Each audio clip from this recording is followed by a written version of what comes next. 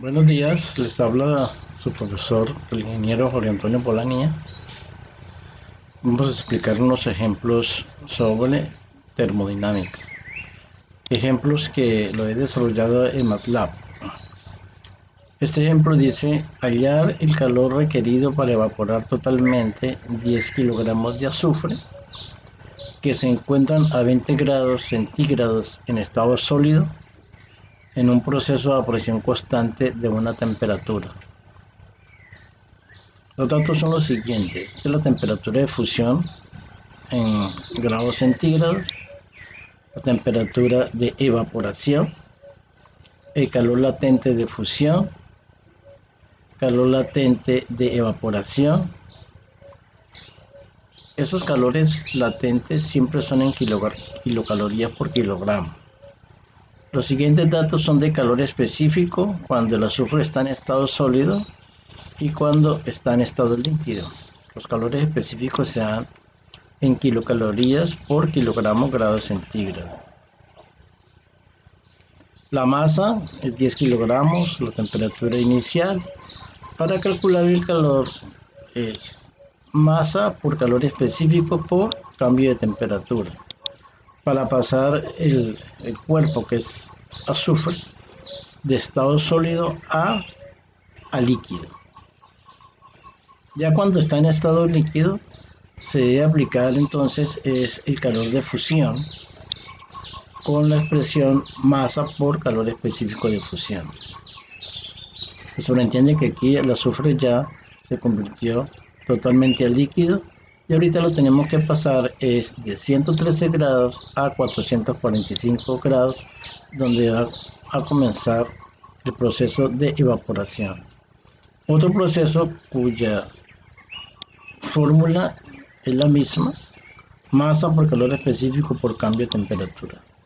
Ya cuando está en estado de ebullición, se calcula el calor total para que se evapore totalmente, que es masa por calor latente de evaporación. Y de último, los calores calculados se suman para calcular el calor total, que da un resultado de 1702.6 kilocalorías. Este sistema es un ejemplo de compresión. Dice así: un sistema compuesto por 10 pies cúbicos de un gas a presión de 20 psi, o sea, libras por pulgada cuadrada. Cambia de estado en un proceso a presión constante hasta que su volumen se reduce a la mitad. Durante el proceso se transfiere 50 BTU de calor desde el sistema al entorno. Tengan en cuenta que desde el sistema al entorno, o sea, este calor es negativo.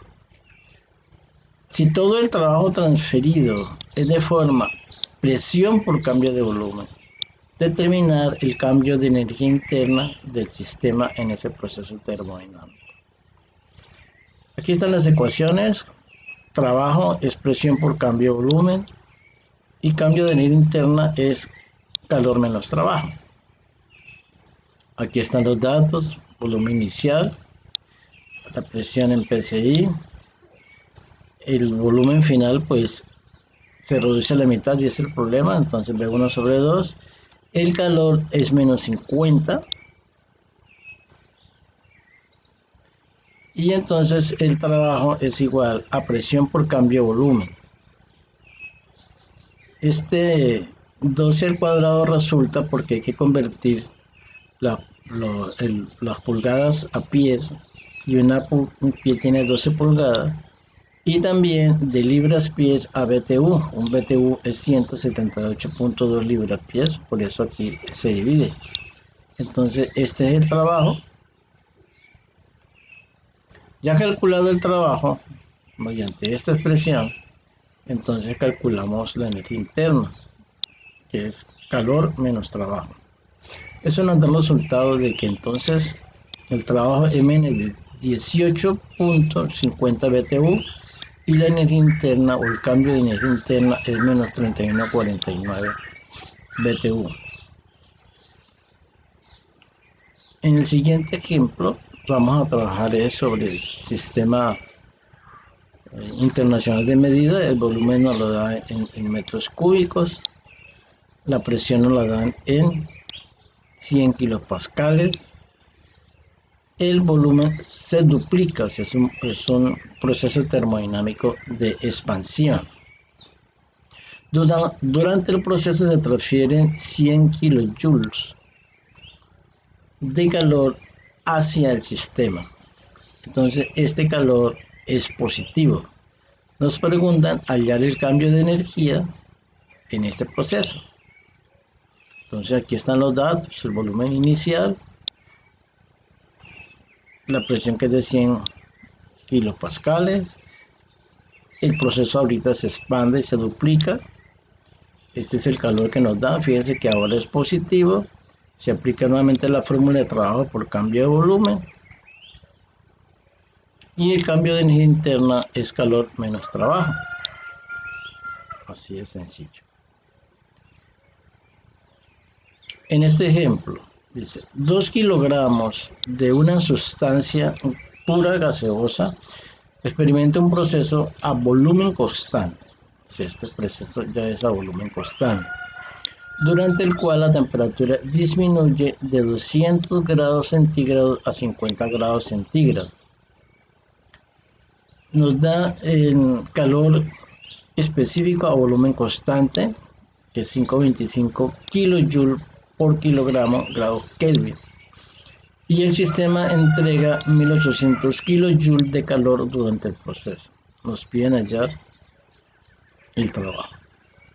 Entonces tenemos la masa, tenemos el calor específico, tenemos la temperatura inicial, la temperatura final. El calor nos da es negativo porque es un trabajo desde el sistema al entorno, es negativo. Si fuera del entorno al sistema sería positivo. El cambio de energía interna es masa por calor específico, cambio de temperatura. Y el trabajo es calor menos cambio de energía interna. Entonces están los datos, la respuesta da, si se ejecuta, que es el trabajo menos 225 kilojoules. Este es sobre máquinas térmicas. Dice, una máquina térmica reversible opera con una fuente de 1000 grados Kelvin, o sea, esta sería la temperatura caliente T1, y un sumidero 300 grados Kelvin, o sea, la temperatura baja temperatura, sea T2, y produce 800 kilojoules de trabajo neto. Se pregunta cuál es el calor entregado a la máquina y cuál es el calor rechazado por la misma en el ciclo. Bueno, los datos de la temperatura foco caliente, el foco frío, el trabajo realizado por la máquina, puede que es una máquina térmica, o sea que hace trabajo, 800 kilojoules. Tenemos estas expresiones para una máquina térmica, que los cocientes de la temperatura es igual a los cocientes de los calores, y que el trabajo neto realizado por la máquina térmica es calor de la temperatura caliente menos calor de la temperatura más baja. Entonces son variables simbólicas, y aquí entonces mediante maldad resolvemos calcular el calor de Q1 y Q2 usando el comando sol. Aquí están, como dije antes, las ecuaciones se colocan ahí y él me da los resultados. Q1, entonces le evaluamos y evaluamos Q2, y con eso ya tenemos el calor que nos da 342,85 kilojoules, calor rechazado, y el entregado es 1142,85 kilojoules. La eficiencia de la máquina es 1 menos Q sub 2 sobre Q1, también puede ser 1 menos T2 sobre T1. Entonces la eficiencia nos da de esa máquina que es del 0.7%, o sea, 0.7, o sea, del 70%. Este ejemplo es sobre una máquina térmica reversible, o sea, irreversible, o sea, una bomba térmica, que es lo que llamamos nosotros refrigerador. Entonces, mantiene refrigerado un sistema a 35 grados Fahrenheit y descarga el calor a la atmósfera a 75 grados Fahrenheit, que sea la temperatura del foco frío, la temperatura del foco caliente. Si se desea disminuir la temperatura del sistema a 5 grados Fahrenheit, retirando la misma cantidad de calor de él, hallar el incremento porcentual de la potencia requerida por la bomba, o sea, por el refrigerador. Entonces se quiere pasar de 35 a 5 grados Fahrenheit. De la temperatura es de 75 grados Fahrenheit. La temperatura de refrigeración la baja, o sea, es de 35. Y la nueva temperatura de refrigeración quiere que sea 5 grados Fahrenheit. Pero como siempre, estos cálculos se hacen es con temperaturas absolutas. Tenemos que convertir las temperaturas que nos dan en grados Fahrenheit a grados Rankine. Eso se suma 459.7 para T1, para T2 y para T2A.